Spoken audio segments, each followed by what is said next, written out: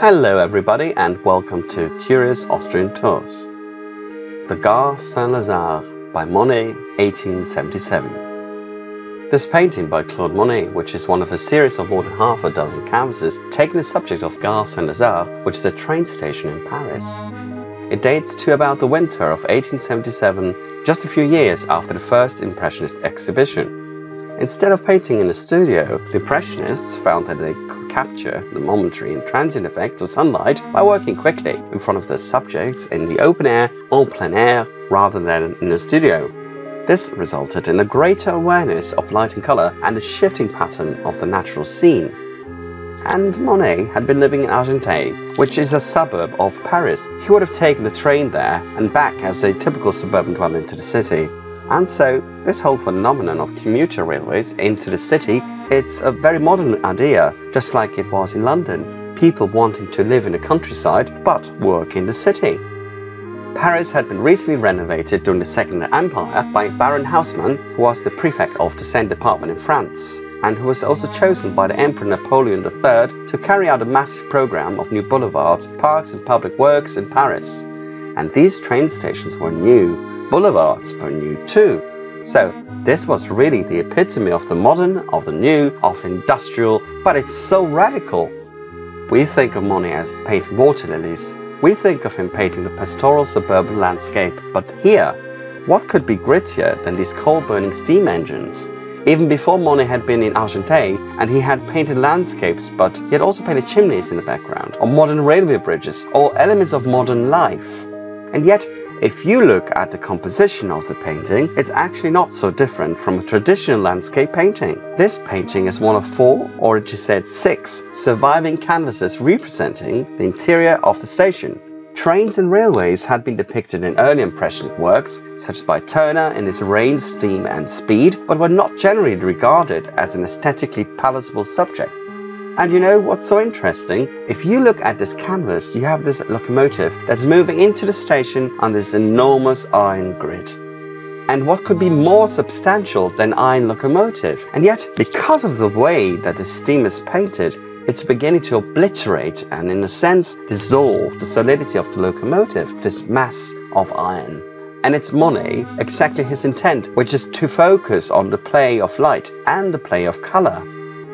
And what could be a more wonderful space to do that than in this entrapped space where the steam, where these droplets of water play against the sunlight that are coming through the windows above. And the surface is incredibly painterly and almost abstract.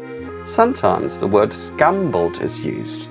The definition of scumbling is that it's a painting technique where a thin or broken layer of color is brushed over another so that patches of the color beneath show through. It's done using a dry brush or by dabbing at the surface with a rough sponge or crumpled cloth dipped in a little paint. Monet's exceptional views of Gare St-Lazare resemble interior landscapes with smoke from the engines creating the same effect as clouds in the sky. Swift brushstrokes indicate the gleaming engines to the right and the crowd of the passengers on the platform. And we can look for a moment at the real train station. Here it is. This is what it looks like today. The photograph of it, at least, Monet chose to make this luminous and just an extraordinary expression of beauty of modern urban life, the bourgeoisie, middle-class society. After his return to France from London, Monet lived from 1871 to 1876 at Argenteuil on the Seine near Paris, and in January 1877 he rented a small flat studio near Gare St-Lazare. Now let's look at his life a bit just prior to 1877 and go forward.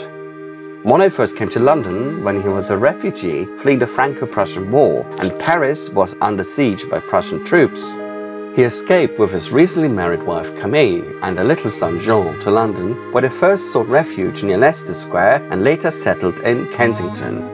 The following time in London was formative, and when peace was restored in France under the Third Republic, Monet and his family left London in May 1871, yet he vowed to return to his beloved city London. Monet kept his word, returning to London almost 3 decades later, by which point the Impressionists had become established artists. Now nearly 60, Monet had married again, this time Alice Rochery, having lost his first wife Camille in 1879. He returned to London 3 times, it is said, and painted from his rooms on the 5th and 6th floors at the famous Savoy Hotel. Monet died of lung cancer in December 1926 at the age of 86 and is buried in Giverny Church Cemetery. He had demanded that the funeral should be simple. Consequently, solely around 50 people attended Monet's funeral ceremony. His renowned famous home and garden with its water lily pond were bequeathed by his heirs to the French Academy of Fine Arts in 1966. His home and gardens were years later opened for visit in 1980. Besides mementos of Monet and other objects of his life, the home contains his collection of Japanese woodcut prints, amongst other incredibly fascinating items. Alright, that's it for today. I appreciate you watching and liking this video. Do subscribe and ring the alarm bell to be notified of future videos. In the meantime, as always, cheerio!